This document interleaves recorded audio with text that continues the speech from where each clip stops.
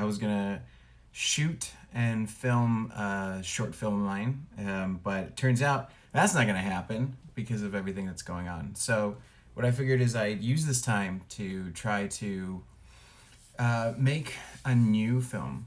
I mean, what else are you gonna do? I could always play video games, watch movies and stuff, but I get so antsy. I used to play video games a lot more, but I don't know. I just can't do it anymore as much. I mean, I'll do it here and there, but for now, I'm just gonna kind of guess just like figure this out as I go through my process. But so typically, when I write a film, short or feature length or whatever, I mean, typically what I try to do is I try to see what's kind of bothering me or what's that feeling that I have inside of me. So a lot of times I do a lot of journaling. I do a lot of writing. I try to like see where my stream of consciousness is kind of taking me, like what kind of thoughts, what kind of feelings, what I'm ultimately wanting to do, what's been bothering me, all that stuff. And usually there's a couple of key phrases that kind of come back and forth that go and I keep seeing. So I just like free write. That's the first thing I do. So like free write on my laptop. I free write on my journals. I've got like a bunch of them.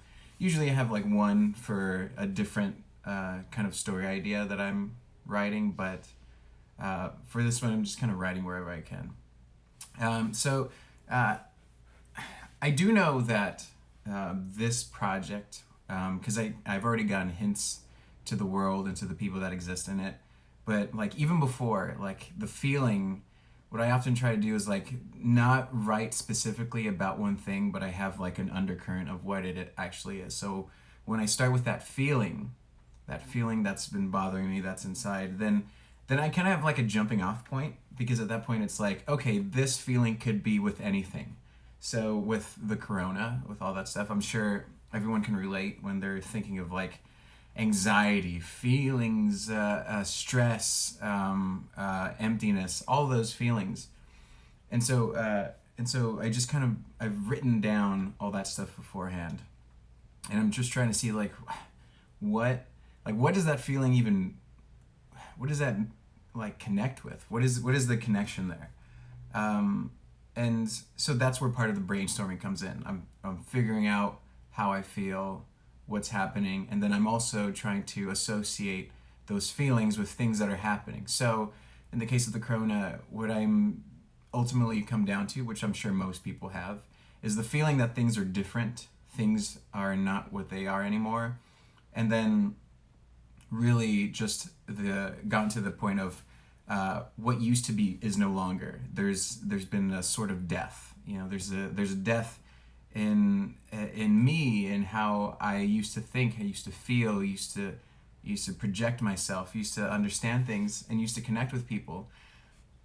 And I think most people are going to be going through that. And who knows how long we'll go back to normal? What is normal? Is there a normal? Things are different now, and for the foreseeable future, they will not be the same anymore.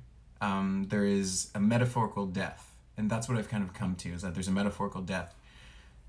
Part of that, I think the anxiety and the existential kind of crisis that I think everyone's kind of going through is that the acceptance or the non-acceptance of that death. So we have like, obviously some of the things that come to mind are just like those kids that are in Florida and they're still going on fucking spring break. They're in complete denial that things are different because people are dying. They could be dying. No one has the right information. All they cease to realize is that things are different. And then of course there's the polar opposite where everybody knows things are different. And that's what's bringing a lot of the anxiety and the fear, because they yearn, they care for, and they want the things that used to be, the freedom, the life. And so it's like, and so that's kind of the dynamic that I have. There's those two things. And typically what I often do with all my films is that when I find that dynamic, if you've seen Way Down, if you've seen Silhouette, which are now available for free on my website, so sergio.com, or YouTube. Cool. Um, each character that I create is kind of like a metaphorical opposite to the other people, because they're all ultimately feelings that I have, and like most people, we have a bunch of feelings at the same time. So by doing that, I'm creating kind of like a dynamic where these feelings get the chance to grapple and talk to each other, as I'm kind of literally putting that out there into the world to see how I can come out of this, or how I'm reasoning myself through this whole thing. Um, so in this situation, there's that, like I said, the death of what was. I had hopes, I had dreams, I had aspirations. I thought my life was going well enough where I could see a bright future. I thought that there was a lightness to how I breathed and how I interacted. I created a family, uh, not a literal family, but like a family with the people that I've met along these last couple of years, and really found a rhythm to life where I was able to find myself creatively, all that stuff. There's that hope, and it's really hopeful. There's a hope there, and that's what I kind of started with. And then now, of course, there's the part where I don't want that hope to disappear, and it's giving me a lot of anxiety. It's giving me this terror, that is this blinding, that is telling me that none of this matters anymore, and the hope that I have is just for naught. Um, Two characters, two people counterbalancing each other. Now, I think the thing to realize is that these people have to be polar opposites, but that doesn't mean they necessarily have to be antagonistic with each other. Or it's just that there's a more internal conflict, not physical conflict, that's going to be there. And as the characters start to settle, as they start to come down, that's when you start to have to think about the realities and the mechanics of the filming itself. I'm a writer-director, so of course I can't help but think about the things that are at my disposal, the mechanics, the crew, all that stuff. Well, in this situation, when we're in a quarantine, I only have myself. Now, that's not too difficult for me, mainly because coming up as an independent filmmaker, one of the things that I've kind of learned to do is a lot of things on my own, and so with that, I learned to do a lot of the other stuff. Just putting my head down and figuring it out. But I did have like a sort of small crew that I would teach how to do, like holding the camera, holding the microphone, all that stuff. And so knowing the limitations of what you have during the circumstances of anything, not just Corona, but also like an upcoming filmmaker, even before Corona. Obviously, you have that famous example of Robert Rodriguez, where he was like the one-man crew, essentially, which I can relate to. And you just have to realize what you have and how you can work the story so that you can take advantage of the things that you don't have. I am one person, right? I can technically only be in my apartment. So that's what I have. Obviously, the setting is my apartment. That's the one thing that solves itself. Boom. Same thing with all my other films. What are the places that I have access to, and what are the places that I could potentially get to, free or otherwise? And if you have like no budget, like I've been working with, then you have to think of free. What are the things that you can? And boom, that's your setting. That's where the story is going to take place. The story kind of takes care of itself when you realize what's at your disposal and what's not. So I have my apartment. I have all the things in my apartment. I do have, I have me as a human being. I am also an actor. I have done improv for about like over 10 years, and I'm also just like a dramatic actor as well. So I have me at my own disposal. So we're already working on there. So we have two characters, the apartment, and then now we have the interesting dynamic of having one person. But already there's a lot of problem solving happening by just realizing the limitations you have, and which by looking at that, there's already these connections. So what's happening? Well, there's two characters, one actor, one location, two characters. So one of them obviously is not there. One of them is the actor that you have, which is me, and the other one is a presence, some sort of presence from the past. And since that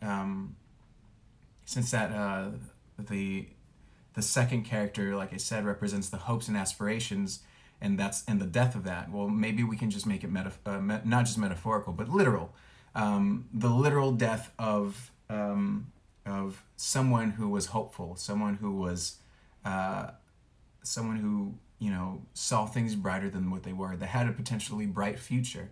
And so we see that. Okay, so now we've gotten these kind of like arbitrary big giant ideas, and we're squashing them down into these people. And so what that actually does in your favor, because you're squashing it down with your limitations and also squashing them down by having these two focused opposite points of view, you've created your points of view for these characters. So the other one is more hopeful, more hopeful, nostalgic, and then the one the one that's living the present moment is someone who is a little bit more somber, a little bit more hopeless, and reflective of the past, not nostalgic. Nostalgic makes a sense of happiness and warmth. This is a kind of like an anxiety and frantic kind of need for the past. So yes, he wants that, and he probably is going to experience that a lot. But the most important thing to think about is that it's more of the influence that it's going to be having on him to like fight against his internal struggle. Two characters. We already have one, and we already have another one. Great. So that already solves itself. But really, now we got to figure out like, so what's the deal between them? That's where the brainstorming kind of has to happen. Also, you go back to your journaling. Like you have all those things set, but now it's this is where you become a writer. A lot of people think that writing is a very fluid, romantic idea, but it's not. It absolutely is not. It's hard. It's difficult. You want to bash your fucking head against the wall for long periods of time because you don't know what you're doing. You don't know what you're doing. I don't know what I'm doing. What the fuck am I doing? You don't know. So you're just grabbing at any ideas. And the trick is that, in my opinion, this is just my opinion, but I don't know how everyone else approaches this, but in my opinion, writer's block is false. It's not true. It's not a fucking thing. The reason why it's not a fucking thing is because writer's block is just another way to say fear. You're scared, whether it's subconsciously or consciously. You are scared of making a bad idea, something that doesn't work. But the thing is, you have to realize is that's the part of writing that is difficult, is they will be shitty and they will be bad at first. But what you need to know is that you have to have the confidence to be able to buckle down and choose an idea. There's no middle road. There's a choice. You make a choice. I'm going to make this. I'm going to make that. I will not be in the middle. Making the middle is a bad idea because at that point, all the ideas become muddy. You're not putting any stakes in the decisions you're making. If you make a choice, you got to buckle down and push behind it. If the idea starts to feel false, then you have the opportunity to change it. But you should give yourself more credit to be able to push past that and believe in your ideas until like subsequent rewrites, advice from other people, just anything that makes you see like, oh, okay, the idea is solid, but the execution isn't as solid as possible. What can I do to reinforce that? Because ultimately, you got what you got. It'd be great if you could just write anything, but ultimately, my opinion is you work as simple as you can and just believe in your work at the beginning. Just believe what you got in the beginning. As through the brainstorm processes, you'll probably scale down whatever, but just know, just know that it's just fear. It's fear. That's how it is for me. You stare down and you're looking at a white page on your laptop or your typewriter, or you're just on a piece of paper, and you're scared that you have no idea because what's actually happened is you have so many ideas and you don't know what to pick one. You want to pick one, but you're like, what if that idea is better? What if that idea is better? What if all this stuff? It's just a ruckus of fucking nonsense that just kind of goes in your brain. So, always just free write and just know that when an idea pops, it's gonna be there, and then you just have to believe in it so that you can push through. It's like, how do I keep enforcing that idea? All right. So, what I've kind of come up with through this process is two characters. One of them's present in the film, and the film's going to surround them. And then one of them is hopeful, and one of them is not because of the death of that hope. So the death of the other person. These two people are close. That's where it's up to you to create that kind of relationship. What is that relationship? Relationship metaphorically and literally. Are they brothers? Are they friends? Are they whatever? But that's just the surface layer connection, because relationship is more just than just connection. Because someone can have a brother, but their brother is a piece of shit, and that's not a good relationship for them. But it's still a relationship. They could have a tight relationship, and they're still brothers, or maybe they're not brothers, but they have a relationship that's as if they're brothers. There's the label, but then there's also the underneath, and the underneath is what influences the label to really be juicy and meaty. So for me, I think I'm going with brothers. These two are brothers. We'll see how I'm able to play with the dynamics. I still got to brainstorm of like what type of brothers they are. But I do know that it was a very loving relationship. I feel that. I mean, you feel what you feel as you're writing, and go with your instincts. Always feel that. For me, it feels like it was loving. Maybe something would have happened before, but at the moment, their history between them is very loving and caring. They looked out for each other. That's what I can tell, because that's when I feel it in my bones being shook. What I can also tell is that because, like I said, I'm dealing personally, and a lot of people are dealing with this feeling of, it used to be this, and now it's this, and I want that, but I just, I don't want to acknowledge that this crazy shit is happening. A eulogy. That's what I've got, is that what he's trying to do is write a eulogy. He's writing a eulogy to his brother who's died. He's writing a eulogy to the person he was, to the person he loved, to the bright light in his life that always showed him that there was a way. That light has been extinguished, and he doesn't want to admit that light has been extinguished. So what does he do now? How do you just know and feel and acknowledge that the light is gone, and now we're in this new frontier? And that is what the movie's about now. Now we have that conflict. We have literal and metaphorical conflict. The literal meaning, he's got to write this eulogy. He's got to write it. He's got to write it by this point, by this time. If he's able to do it, then he will have successfully been able to face it. And then there's the emotional stakes, which is like he doesn't want to face the fact that his brother's dead. The light of his life is dead. And it's not just like being able to write a eulogy in time to commemorate his brother. Now it's being able to confront his feelings about his brother's passing in time, so that he can accept it by that point. I think it's most important to think about that stuff once you have like what that internal struggle is and all that stuff. Once you think about it, it's going to really let things flow. Because after you find that, things are just start going to happen. Find these sparks and foster them, blow air at them, let them start to grow. It's at this point, like things are starting to fly. Like I can really connect to the idea of like trying to write a eulogy for someone. I'm sure, unfortunately, a few of us have written eulogies, and then we had to say them in front of large crowds of people, and they're never easy. But they are a struggle to like see the light during a dark moment, especially when a passing of a loved one.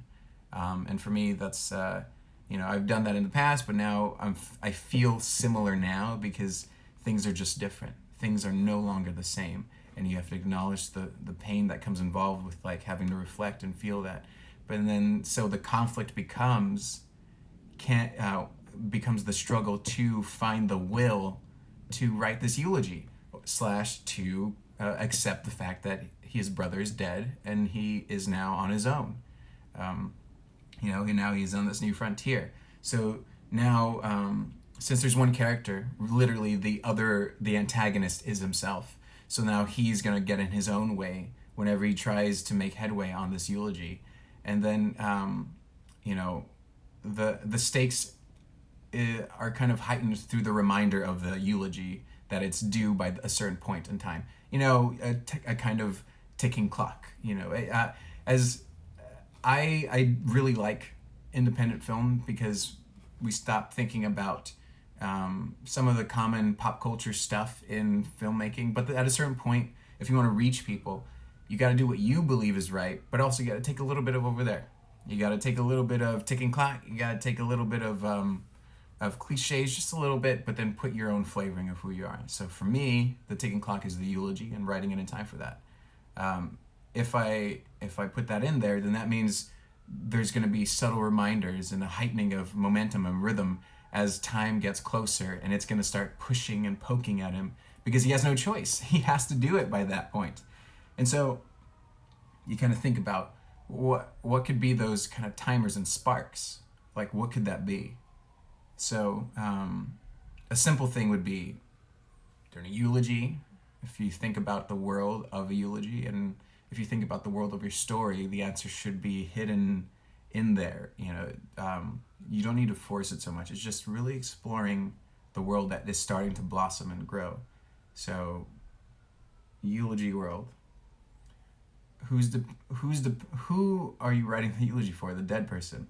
Obviously, there's the other people that are waiting for you and hoping to hear something nice to also come to terms. So what I've come up with is that you have someone who represents the eulogy audience, and they're going to be checking in. Not physically, because it can't really happen with where we're at, but even just through the phone. Just have a phone call, just a message on the phone. He doesn't pick up because he doesn't want to face it, so you just hear messages every once in a while. Maybe even one time he has to have a real conversation with him. But that other person is just a check-in to heighten the stakes and make things more difficult for him, and remind the audience that things are at stake. The stake of like him just being able to move on, the stake of commemorating someone that was once loved, the stake of showing face to the people who also cared about him. That all these things start clicking, and that's the exciting part, is when you're just like, oh yeah, I get it.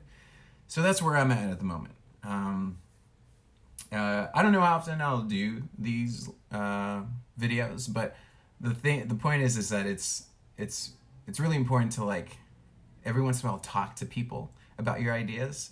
To even if it's to a video camera and there's no one commenting or talking back, or maybe there are. It's just good to talk out loud. That's a strategy I often do. I kind of trick people that if friends or family or whatever, I pretend like, hey, you want to hear this idea, because I'm so excited to write in it. When really what I'm doing is I'm giving an excuse to re-explain the movie to somebody, and I'm kind of doing two things. I'm gauging their reaction, kind of helping me see what sparks joy in them, and if it sparks that joy in me. But also it becomes like a live brainstorming session, because doing that, I'm kind of forced to explain certain aspects of the film or of the idea, when eventually either they ask you questions about it, or you ask yourself questions mentally as you're explaining the idea. And then so you're kind of forced into this corner to explain why these things are happening, what's going on, other characters, other alternatives. And I've done that for every single film. If it's not just like portions of it, or if it's maybe the whole thing, but like that kind of keeps me going, just because you're hearing the ideas out loud. It's kind of like editing your own paper, whether it be school or for the script. When you read it in silently, you're able to do it, but when you say it out loud, that's when you really start catching those grammatical errors or flow of speech, of rhythm, of dialogue, and the narration and all that stuff. And then that's when you start really slicing and dicing and cutting scenes and all that. But I definitely encourage writers to do that. But yeah, so that's where I'm at. Eulogy, and so far I'm just gonna nickname it Eulogy because usually names are the last thing I even worry about because who gives a shit until the end. And typically you like by the time you get to the end of writing it or at some point of writing it, you kind of really connect and really realize what the film is and what the film's about, and then that's when you're able to find what the metaphorical name is. Or you get to do what most people do is they get the name from some line in the movie and then they put it up like, girl, you too fast, girl, you too furious, too fast, too furious, boom, movie title. I can't wait to see how they say F9 in the movie. Fast and the Furious 9. You know, I write super sad indie films, sure. But if I were to get a chance to write a fucking Fast and the Furious movie after this apocalypse stuff happens, by God, I'm gonna fucking take it. Imagine a super sad Vin Diesel fighting a super sad Rock, fighting, who else? John Cena, super sad for part 10. Of course, John Cena's gonna be a good guy. One of them, a plot twist, one of them's gonna be a bad guy for a little bit because they're gonna do this. I'm gonna do the same plot that they did with the other one where Vin Diesel had to be a bad guy. So we're gonna do it again, but now guess what? The Rock's gonna be a bad guy. Why? Because he's got to protect his USA, right? Or his Uso, whatever. He's got to protect his brother. Obviously, family's important. So what are you gonna do? We're gonna make John Cena and Vin Diesel fight the Rock until his brother comes out, and then there's gonna be a four-way. Who's gonna be Rock's brother? Let's see. I don't know. Let's see. Who's big? Who's muscly? Who's really tough? That is probably not in the movie that we saw before, Hobbs and Shaw, because some sort of crazy reason. How about Terry Crews? Terry Crews is his brother, and they're just half brothers because you know what? His mom dated a secret agent, and then they had to go away. Fast 10, baby. Fast 10. Anyway, that's how you write an indie movie. Thanks, guys.